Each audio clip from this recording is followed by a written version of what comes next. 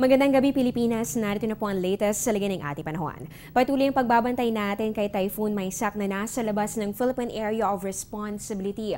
Huling namataan ito ng pag-asa sa layong 2,120 kilometers, silangan po ito ng Mindanao. Inaasahan pa rin po natin na ito ay posibleng pumasok dito sa ating boundary pagsapit po ito ng Miyerkules ng hapon o kaya naman ay sa gabi. At bibigyan po natin ito ng local name na Chedeng. So ito po ang magiging ikatlong bagyo para po sa taong ito ng 2015 na papasok dito yan sa Philippine Area of Responsibility.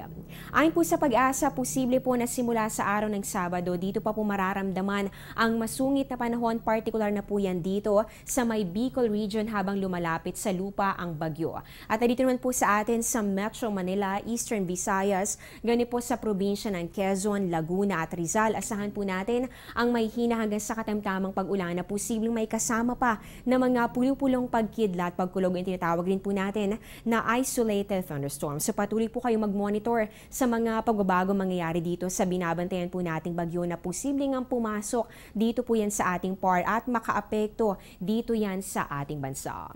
Samantala, dahil malayo pa nga po ang nasabing bagyo, ang dominant weather system na umiiral ngayon dito sa ating PAR ay ang ridge ng high pressure area at yan po ay particular namang makakaapekto dito yan sa Northern Luzon. Kaya inaasahan po natin dito sa may Cagayan Valley, Cordillera at sa Ilocos region ang bahagyang maulap na kalangitan. Ibig sabihin po nito, makakaranas po kayo ng maaliwalas sa panahon. At dito naman po sa atin sa Metro Manila at sa natitirang bahagi pa ng ating bansa, asahan naman ang bahagya hanggang sa maulap na kalangitan na meron pong chances pa rin ng mga pulupulong pag-ulan o pagkidlat, pagkulog.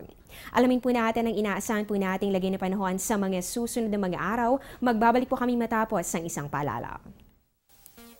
Air 21 online booking. Book, pay, ship. www.onlinebooking.air21.com.ph. The first complete online platform for shipment booking, payment, and package pickup and delivery in selected areas in the Philippines. Another innovation by Air 21. Sagot ko, padala mo. Upang magabayan po kayo sa inyong mga gawain ngayong pong Semana Santa, alamin po natin ang inaasahan lagi na panahon sa mga susunod na mga araw sa pamamagitan po ito ng 3-day weather forecast ng Pag-asa. Unahin po natin dito sa Baguio City, magandang balita dahil inaasahan po natin na halos wala pong tsansa na mga pag-ulan o pagkidlat, pagkulog. Simula po yan bukas hanggang sa Thursday. Dito naman sa atin sa Metro Manila, inaasahan po natin ang magandang panahon simula po yan Tuesday hanggang sa Thursday at yung agad po ng temperatura, ito po ay sa pagitan ng 23 to 34 degrees Celsius. Para naman dito sa Metro Cebu, inaasahan po natin medyo mainit po ang panahon sa 24 to 33 degrees Celsius na posible rin po umabot ng 25 to 33 degrees Celsius sa darating po na Huwebes. Paghandaan po ninyo ang mga pulupulong pag-ulan o pagkidlat, pagkulog. Para naman sa mga Davaoenyo, inaasahan po natin magpapakita po si Haring Araw pero meron pa rin pong chances na mga isolated rain showers or thunderstorms lalong-lalo na po yan pagsapit ng hapon o kaya naman ay sa gabi.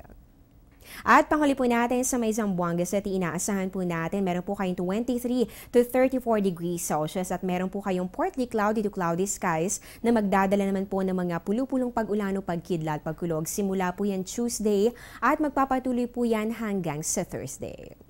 At sa puntong ito, alamin po natin anong oras kaya sisikat si Haring Araw. Para po bukas ang ating sunrise ay 5:53 ng umaga at ang sunset po natin ay 6:08 ng gabi. At yan po ang latest mula po dito sa Pag-asa. Abangan niyo po ang susunod kong update mamaya po yan sa News Live. Dito pa rin po yan sa Telebisyon ng Bayan. Ako po ang inyong weather lover, Amor Larosa, na nagsasabing ang taong handa at may nahon, kayang lagpasan ang hamon ng panahon. Magandang gabi po sa inyong lahat.